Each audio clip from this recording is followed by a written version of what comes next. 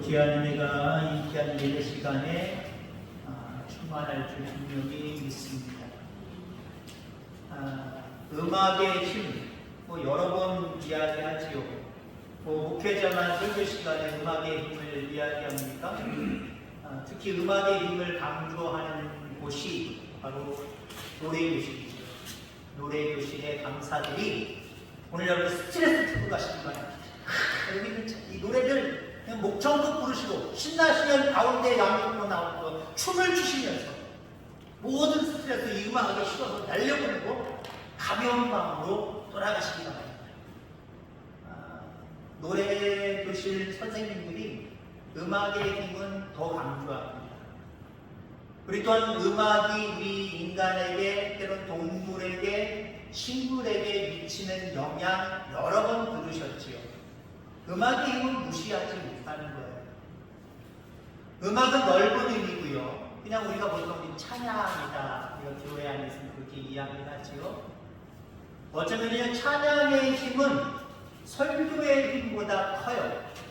물론 예배의 구성 요소 중에 가장 중요한 건 말씀이고, 말씀의 힘이 강한 교회가 진짜 살아있는 교회입니다.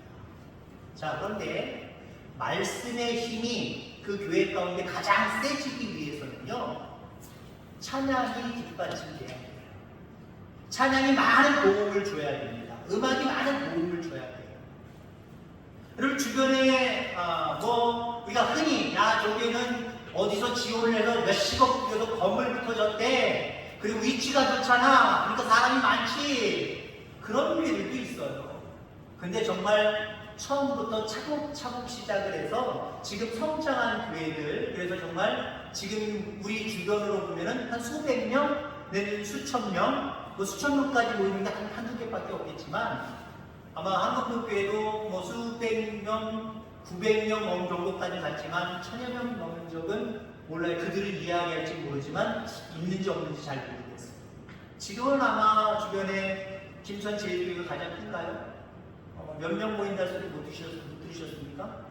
아무튼 우리 교회보다 조금 더 어떻게 보면은 성장했다, 좀 크다라고 표현되는 교회들을 보세요.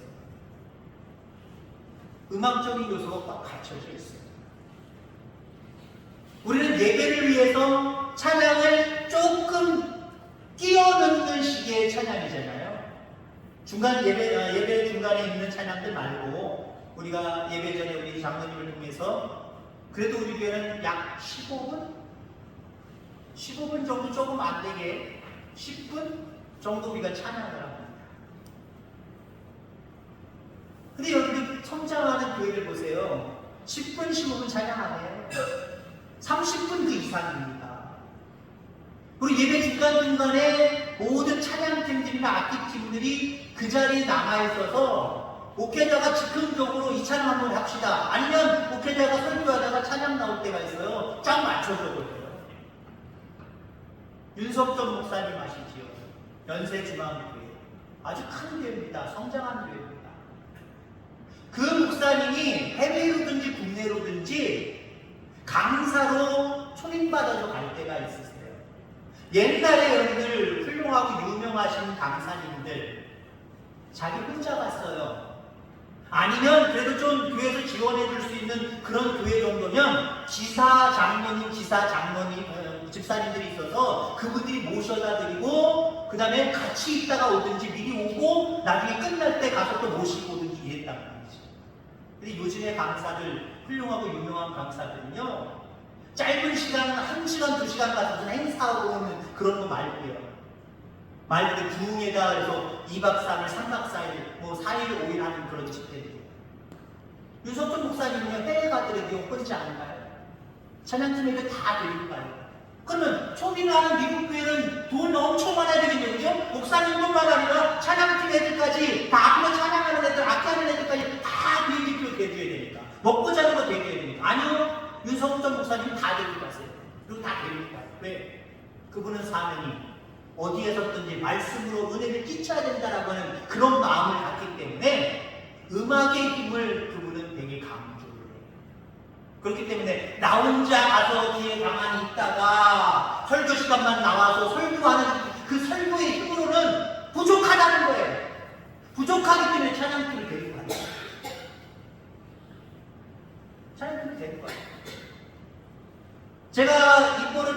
간혹가다 찬양하는 찬양 중에 하나가 나는 가리, 나는 가리라 주의 길을 가리라, 그 찬양 있잖아요. 제가 그 찬양을 왜 좋아하냐면 가사가 좋아서도 아니에요. 물론 신학교 때 처음 들었어요. 신학교 때 처음 들었기 때문에 누가 못 뛰기를 잘해 그래도 나는 못 뛰기를 가리라 확실한 어떤 내용이 있기 때문에 좋아하고 합니다만은, 그때 오신 강사님이, 그분은 반주자랑 앞에 아마 장로님 등치 정도의 청년이었는데 청년아를 데리고 다녔어요. 성악을 전공하신 분인데 이분은요 베이스 베이스를 확 깔아주는데 와, 이 장례를 시간듯이 하면서 내 뇌에 막 소름이 끼칠 정도로 찬양이 그렇게 제 마음을 사로잡거든요. 그래서 이 찬양을 되게 좋아했어요. 여러분, 교회는요 살아있는 교회, 부흥하는 교회는 찬양이 살아있어야 됩니다. 음악이 살아있어야 됩니다. 우리 교회가 점점 음악이 살아있는, 찬양이 살아있는 그런 교회가 되어질 줄 분명히 믿습니다. 어쩌면 아무런 의미도 없는 그 음악이 우리의 마음을 울리고 우리의 마음을 변화시키는데, 하물며 우리의 하나님은 어떠신가라고 하는 거예요. 음악의 힘이 우리의 내리를 소름 끼치게 만들고, 음악의 힘이 우리의 스트레스를 해소시키게 만들고, 음악의 힘이 정말 좋은 모습으로 살아가게 결단하게 만드는 그런 모습이 있는데, 이 세상을 창조하신 그 하나님이 우리의 심령 가운데 찾아오시면 우리는 얼마나 많은 결단과 우리가 얼마나 많은 올바른 일들을 행하며 살아갈 수 있겠습니까? 늘 성령의 충만함 속에 살아가게 되기를 주의 이름으로 축원합니다. 우리가 하나님을 부를 때 그냥 우리는 한글로 번역되어져 있기 때문에 하나님이라고 성경에 보통 기록되어져 있습니다. 근데 여기 우리 성경 속에 나와 있는 하나님은 대부분 엘로힘으로, 그 히브리어로 기록이 되어져 있습니다. 엘로힘, 엘은 하나님이라는 거 아시죠? 로힘, 전능하신 하나님이다. 우리는 그냥 한글로 하나님라고 읽지만 더 정확하게 하면 전능하신 하나님. 세상에 많은 기독교인들이요 하나님을 외쳐요. 하나님을 이야기해요. 그냥 단순하게 이야기하는 것으로 그쳐버립니다. 근데 전능하신 하나님을 이야기하고 전능하신 하나님을 늘 위해 생기면서 살아가는 것과는 달라요. 그냥 단순히 하나님, 천지만물을 창조하신 분이시고 지금도 살아계셔서 천국과 지옥을 가르시고 우리를 심판하시는 분이야. 그냥 어떻게 보면 감성적으로만 알고 이성적으로만 알아요. 근데 여러분들, 우리가 늘 하나님을 생각할 때 여러분들 머릿속에는 전능하신 하나님을 늘 기억하시기 바랍니다. 그러면 우리의 어떤 마음속에 하나님에 대한 생각이 흐지부지하고 미온적인 것이 아니라 확실하게 의지하고 붙들어야 될 분으로 아마 각인되어질 거예요. 전능하신 하나님, 바로 그것이 오늘 제목의 말씀 엘로힘이라는 단어 속에 있다는 겁니다. 오늘 본문 이야기를 하려고 합니다. 하나님은 모세를 보내어서 고통받는, 애굽에서 고통받는 이스라엘 민족을 구원하기를 원하셨습니다. 그래서 모세에게, 야, 너는 저 애굽에서 고통당하는 이스라엘 민족을 이끌어내라. 바로에게 찾아가고 이스라엘 장로들을 찾아가고 이스라엘 민족들을 만나라. 그리고 거기서 그들을 이끌어내라. 근데 모세의 입장 속에서 내가 뭔데? 내가 무슨 능력이 있어서? 나는 이미 40년 전에 그 애굽의 왕국 속에 있을 때 그 힘을 가지고도 아무것도 하지 못했던 사람, 그냥 도망친 사람이고, 정말 40년 동안은 정말 지죽은 듯 조용하게 아무것도 행하지 않냐고 살았는데, 방에서 숨어 살았는데, 이런 내가 어떻게 애굽 왕에게 가며 이스라엘 장로들을 만나고 이스라엘 백성들을 만나서 나는 하나님이 보내서 왔다라고 할 수 있겠느냐? 한마디로 할 수 없다라고 하는 그런 마음을 갖는 모세의 모습을 보게 됩니다. 그래서 하나님께서, 아니야, 너는 할 수 있어. 넌 할 수 있다라고 하는 마음을 가질 수 있다니까? 자, 봐라! 그 두 가지 기적을 오늘 모세 앞에 보여주십니다. 너 가지고 있는 게 뭐야? 지팡이. 지팡이를 던졌을 때 뱀이 되고, 그 뱀의 꼬리를 잡았을 때 다시 지팡이가 되는 그 기사를, 그 기적을 하나님이 보여주셨습니다. 그 두 번째, 내 손을 품에 넣어봐. 품에 넣었어요. 꺼냈더니 온 몸이 나병으로 금방 순식간에 나병이 들어버렸어요. 나병 환자가 되어버렸어요. 다시 네 품에 손 집어넣어봐. 그거는 다시 빼니까 정말 예전의 살처럼 부유롭게 건강한 모습으로 회복되었습니다. 이 두 가지 기적을 보여주세요. 이 두 가지 기적을 구체적으로 다시 한번 말씀드리면, 우선 모세에게 지팡이를 던지라고 말씀을 하시죠. 순종했더니 뱀이 됩니다. 그런데 하나님은 그 뱀의 꼬리를 잡으라고 하십니다. 물론 우리가 TV에 보면 뱀 나오는 어떤 장면들 있잖아요. 전문적인 사람들은 꼬리부터 잡더라고요. 이건 진짜 전문적인 사람들이에요. 특히 냉독 있는 코브라라든가 이런 것들 잡는데 뒷꽁지부터 잡더라고요. 그리고 결국은 중간쯤 잡다가 빈틈을 늘려서 가장 중요한 것은 머리를 팍 잡아버리는 거예요. 밑에서 잡으면 안 돼요. 위에서 팍 잡아야 되는 거예요. 그리고 절대 놓으면 안 되는 거죠. 전문가들이에요. 근데 여러분, 비전문가들은 절대로, 저 같은 경우는 뱀 근처에도 못 갑니다만은 뱀을 그래도 나름대로 잡는 사람들이 있더라고요. 예전에 한 10년 넘었을 거예요. 우리 하은이가 어렸을 때인데 저쪽 충청도에서 목회를 하는데, 그때 경주 구경, 휴가차 구경 왔을 때 거기에 무슨 실내에 어린이 놀이터 같이 동물원 같은 게 뭐가 있더라고요. 거기 갔더니 뱀들이 많은데 노란 뱀이에요.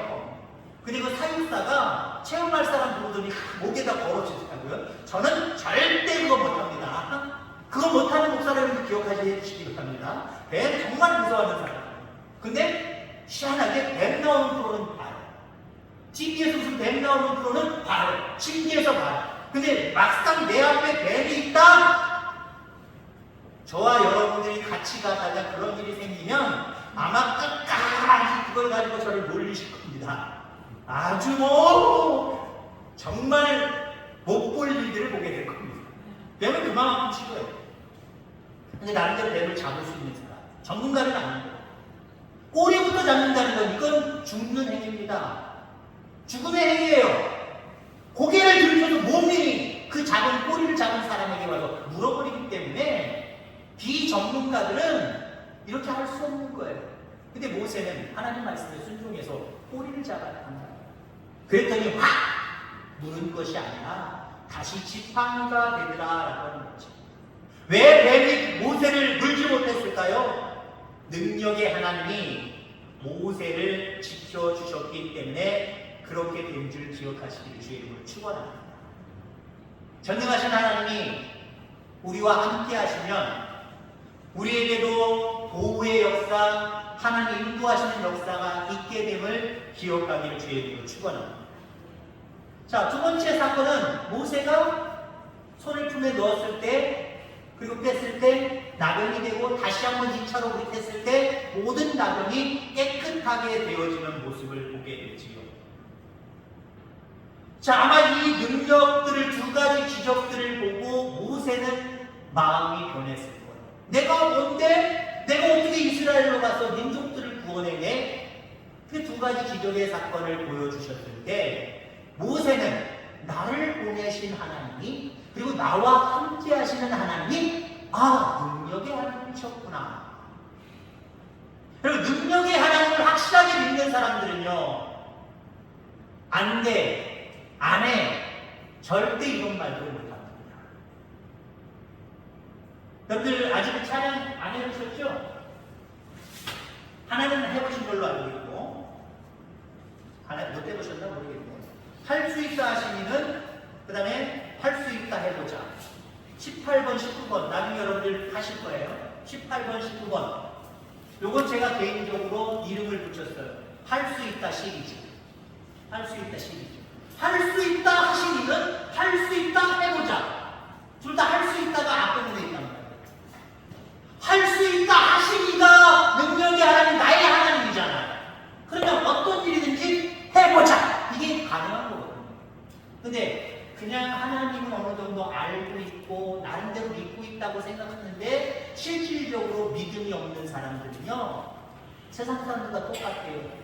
해봐서 되겠어? 안 할래. 나 이거 못해? 이렇게 되거든요. 그러나 능력의 하나님을 확신한 사람들은요, 해보자. 한 가지 기적을 통하여서 나와 함께 하시는, 나를 보내시는 그 하나님이 능력의 하나님을 믿을 때에 못할 일 뭐가 있어? 결국 모세는 이스라엘 백성들을 구원하기 위해서 그 하나님의 뜻에 순종해서 애국으로 가서 그 역할을 잘 감당하게 되는 모습을 바라보게 됩니다. 여러분들, 엘로힘은 능력의 하나님의 이름입니다. 흔들리는 우리의 삶을 붙잡아 주시는 이름입니다. 우리가 이 땅에 살아가면서 흔들리는 일들이 얼마나 많아요. 병 때문에 흔들리고, 돈 때문에 흔들리고, 인간관계 때문에 흔들리고, 요동치는 일들이 얼마나 많이 있습니까? 그런 삶 속에서 흔들리지 않게 인도해 주시는 그 전능하신 하나님을 붙들 수 있는 저와 여러분들 다 되어지기를 주의 이름으로 축원합니다. 시편 55절 22절에 보면 다윗이 이렇게 고백을 하지요. 내 짐을 여호와께 맡기라. 그가 너를 붙드시고 의인의 요동함을 영원히 허락하지 아니하시리로다.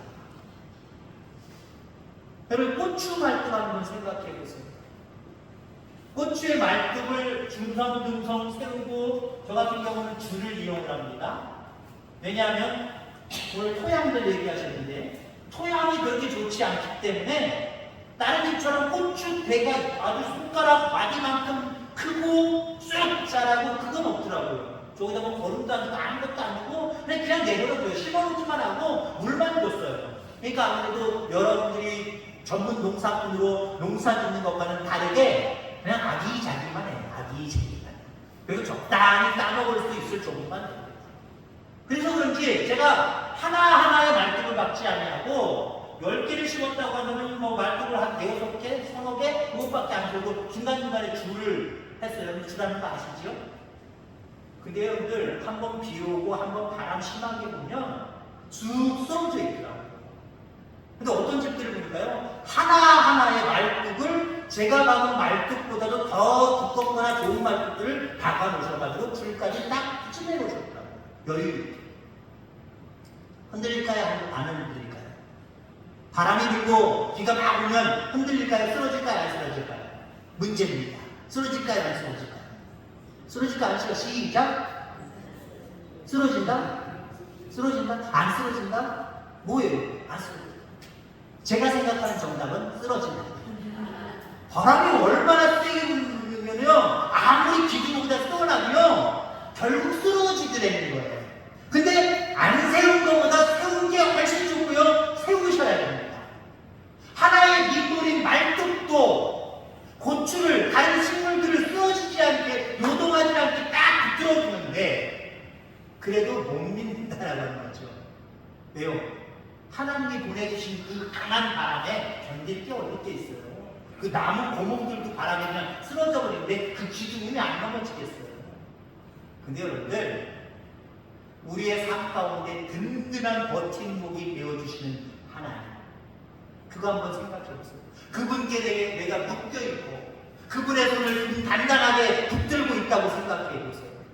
어떤 상황이 우리 가운데 올지라도 요동하겠어요? 흔들리겠어요? 그렇지 않다라고 하는 겁니다. 다윗은 평생에 하나님을 의지함으로 결국 흔들리지 않는 삶을 살았습니다. 일례를 들어볼까요? 골리앗 앞에서도 흔들리지 않았어요. 다른 이스라엘 백성들은 전능하신 하나님이 없었어요. 하나님 하고 하나님을 믿는 백성이었지만 실제적으로 골리앗과 그 블레셋과 싸우는 싸움터에서는요, 마구 흔들렸어요. 그들에게는 하나님이 없었어요. 야, 우리 민족 죽었다. 내가 뭐 1대1로 나가라. 그건 말도 안 돼. 아무것도 못하고 사실만 떨듯이 떨고 있었어요. 근데 심부름으로 그 전쟁터에 온 다윗만은 흔들리지 않았어요. 그가 흔들리지 않을 요소들을, 어떤 장점들을 가지고 있었기 때문에 절대 아닙니다. 그가 믿는 것은 만군의 여호와였어요. 한마디 다른 말로 얘기하면 능력의 하나님이 나를 붙들고 계심을 믿었어요. 아니, 내가 능력의 하나님을 붙들고 있다라고 하는 확신이 있었어요. 그분은 내 편이시다라고 하는 확신이 있었어요. 그걸 의지하고 흔들리지 않고, 만약에 생각해보세요. 어쩔 수 없이 사울왕이 너 나가! 하고 명령에 의해서 골리앗 앞에 만약에 다윗이 섰다고 생각해보세요. 나가긴 나갔는데 무기는 이것밖에 없고, 근데 정말 그 무기 앞에, 그 골리앗 앞에 사시나무 떨듯이 떨었다고 생각해보세요. 우리가 남자들 군대 가서 총 쏠 때 숨을 멈추라고 합니다. 초점을 잘 맞춰서 숨을 멈추고 총 쏠 때까지 흔들림이 없어요. 모든 몸에 요동함이 없이 요것만 요동해야 돼요. 요것만 탁탁해야 돼요. 가슴이 두근두근 한다든지 숨을 쉬어도 몸이 움직인다든지 절대 안 됩니다. 요것만 부드럽게 입어도 아주 부드럽게 이렇게 해야 됩니다. 그래야 맞을까 말까 해요. 근데 생각해보세요. 골리앗을 쓰러뜨릴 때 한 방에 쓰러뜨렸잖아요. 어떻게 한 방에 쓰러뜨릴 수 있었을까요? 만약에 내가 어떻게 저 골리앗과 싸워 막 떨고 나갔다고 생각했어요. 아마 전지는 족족 이상하게 나갔을 것 같아요. 5개 가지고 나갔는데 그거 다 싸고 골리앗 근처도 안 갔을 것 같아요.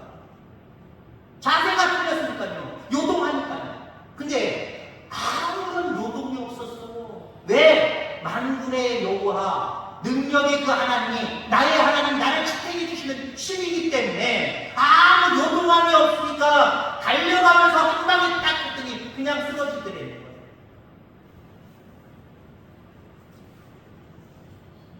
여러분, 이 세상에 얽매여 살아가는 저와 여러분들 되지 않기를 간절히 소망합니다. 엘로힘, 능력의 하나님을 나의 하나님, 나의 주님으로 삼고 살아갈 수 있는 저와 여러분들 다 되시기를 간절히 소망합니다. 자, 구체적으로 엘로힘의 하나님은 어떤 하나님인가 2가지를 좀 살펴보려고 합니다. 물론 앞부분도 다 살펴본 것이지만 더 구체적으로 우리 엘로힘의 하나님은 어떤 하나님인가? 우선 창조하시고 세워주시는 하나님. 창조, 세움. 여러분, 우리가 창조를 너무 우습게 볼 때가 있어요. 하나님이 천지를 창조하셨습니다. 여러분, 창조가 쉬워요? 남이 하는 거, 저 사람 저거 잘하네, 나도 한번 해볼까? 경연질로 보고 하는 거, 이것도 사실 힘들어요. TV를 통해서 저 사람 음식 맛있게 하네? 레시피 가르쳐주네? 뭐든 한번 해볼까? 그 전문가의 맛이 날까요? 안 날까요? 안 나요. 똑같은 재료를 썼다고 생각하고 똑같은 분량으로 여러 가지 조미를 쳤다고 생각을 했는데 그 사람 말 맞고 이 사람의 맛이 달라요. 엄마가 너무 음식을 잘해서 엄마 가르쳐줘. 엄마가 가르쳐주는 대로 한번 해봤는데 엄마가 해보는 그 맛이 안 날 수도 있어요. 여러분, 모방도 힘들어요. 모방도. 근데 우리 하나님은요, 아무것도 없는 상태에서, 공허의 상태입니다. 아무것도 없는 상태에서 천지만물을 창조하셨다는 거예요. 능력의 하나님은 바로 창조 하나만으로도 그냥 설명될 수 있는 거예요. 자, 태초의 천지를 창조하신 하나님이 엘로힘의 하나님이고, 그렇게 능력의 하나님 세상을 창조하신 이유는 우리에게도 하나님의 기쁨과 영광을 누리도록 하기 위함임을 분명히 믿습니다. 자, 그런데 이렇게 창조된 우리 인간이 죄를 지면서 완전히 뒤바뀌어 버렸지요. 세상이 우리를 위해서 준비된 것이 아니라, 여러분 6일 동안의 천지 창조를 보세요. 모든 것을 완벽하게 준비하시고 주인공 인간의 짜장 마지막에 등장합니다. 그러니까 결국 인간을 위해서 모든 것들을 창조하셨다라고 하는 거예요. 근데 죄를 지면서 인간의 마음속에 죄가 있으면서 바뀌어버립니다. 내가 세상을 위해서 존재하는 것처럼 되어버린다라고 하는 거죠. 그래서 돈에 얽매이고 세상에 얽매이고 시간에 얽매이고 사람에 얽매이며 살아가는 것이 오늘 우리의 모습이다라고 하는 겁니다. 그런 우리에게 하나님은 아들을 보내주시어서 다시 창조의 질서를 회복하게 하시고 쓰러진 우리들을 다시 세워가십니다. 오늘도 우리의 삶 가운데 무엇인가 믿음이 쓰러져 있는 모습이면 다시 세울 수 있기를 간절히 소망합니다. 예수를 믿는 자마다, 예수를 만난 사람마다 깨닫는 것이 있습니다. 깨달아야 할 것이 있습니다. 나는 사랑받기 위해 태어난 사람이에요. 사랑받기 위해 태어난 사람 시리즈도 아십니까? 아까 좀 전에 할 수 있다 시리즈 말씀드렸는데 사랑받기 위해 태어난 사람 시리즈도 있어요. 당신은 사랑받기 위해 태어난 사람, 요거이고요. 그 다음에 당신은 사랑받기 위해 태어난 사람 뭐죠? 감사해요 깨닫지 못했었는데, 이것도 사랑받기 위해 태어난 사람이라는 것을 강조하고 있거든요. 이게 사랑받기 위해 태어난 사람의 시리즈입니다.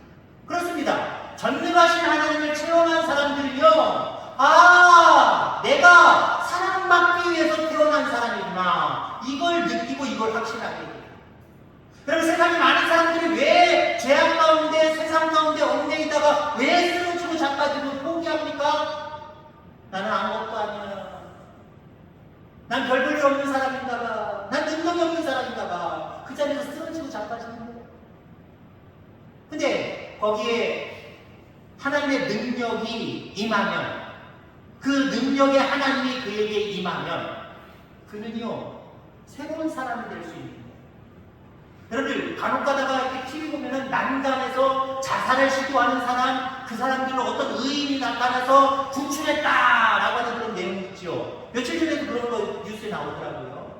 어떤 여자 청년인가 본데 난간에서 하도 넘어가려고 하는 걸 뒤에서 차가 발견하고 내려가서 보듬고, 또 여자들도 또 사람들 우르르 같이 차 내려서 달려와가지고 살아보려고 노력해. 당신이 이 세상에 살아갈 존재 가치가 있는 사람이야.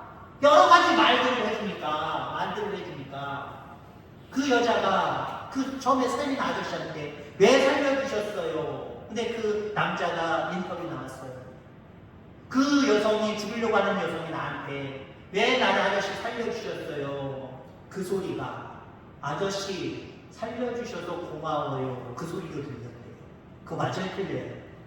맞을 왜 죽으려고 해? 당신같이 귀한 사람이 부모님도 있는데, 당신을 사랑하는 사람들이 있는데, 거기에다가 우리는 어때요? 죽어져가는 많은 영웅들이 있어요. 다리 위에 올라가진 않았지만 죄악의 다리에 올라가 있는 사람들 많아요. 죄악의 절벽 위에 올라가 있는 사람이 있어요. 여차하면 바로 지옥 가는 사람도 있단 말이에요. 그 사람들을 향하여서 뭐라고 말씀하시겠습니까? 우리의 말은 아무 소용이 없어요. 그러나 말해야 됩니다. 전능하신 하나님을 말할 수 있기를 바랍니다. 이 세상을 창조하신 하나님이, 당신을 이 땅에 존재하게 하신 하나님이 당신을 사랑하셔.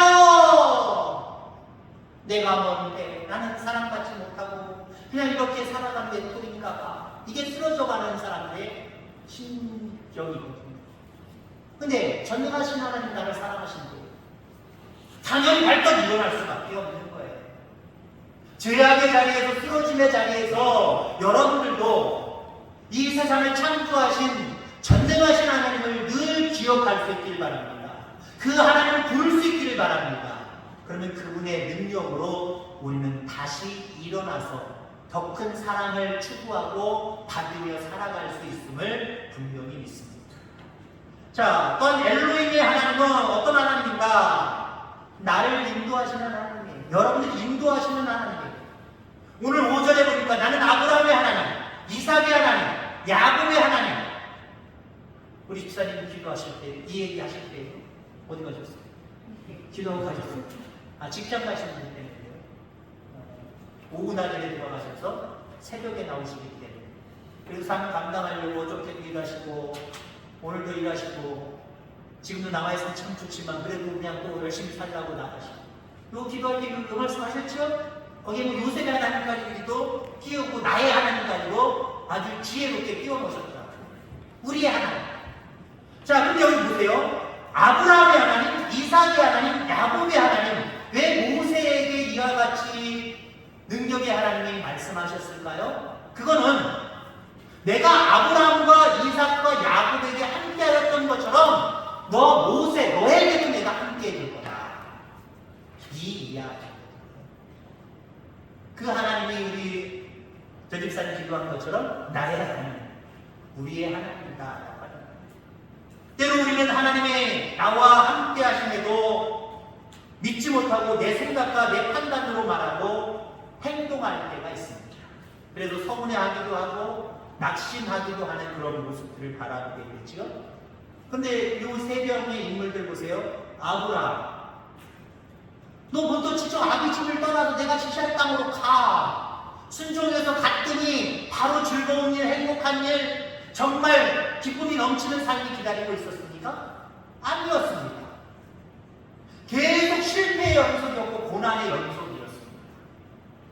그럼에도 불구하고 그는 자기를 인도하신 하나님을 믿었어요. 끝까지 믿었어요. 그러니까 하나님이 아브라함을 후에 복 주셨다라고 하는 거죠. 많은 영인간의 복으로 풍성하게 하셨다라고 하는 거예요. 자, 그 다음에 이삭의 하나님. 이삭의 이야기 중에 이런 이야기가 있지요. 애굽으로 가면 어쩌면 편히 살 수 있고 그냥 자기의 모든 어떤 꿈들을 나름대로 이룰 수 있지만 하나님께서 그랄로 가라고 말씀하셨습니다.